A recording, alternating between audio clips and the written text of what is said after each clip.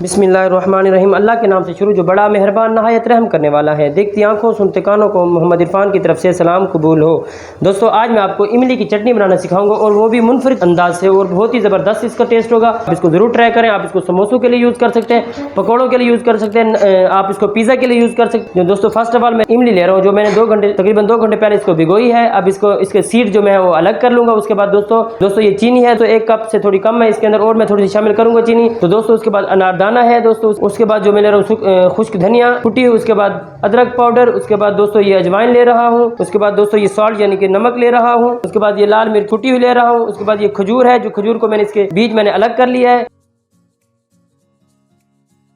बिस्मिल्लाहिर्रहमानिर्रहीम। दोस्तों मैंने ये इसके जो सीड्स है वो अलग कर लिए। इसके अंदर अब मैं ये कुटी हुई धनिया डाल दूंगा, अनारदाना डाल दूंगा, कुटी मिर्च लाल मिर्च डाल दूंगा, उसके बाद अदरक पाउडर डाल दूंगा, अजवाइन डाल दूंगा, सॉल्ट यानी कि नमक डाल दूंगा। इसी के अंदर मैं खजूर ऐड करके इसके अंदर मैं चीनी डाल दूंगा। अब इसको ग्राइंड करूंगा दोस्तों इसको ब्लेंड इस तरह कर लूंगा। ये देखें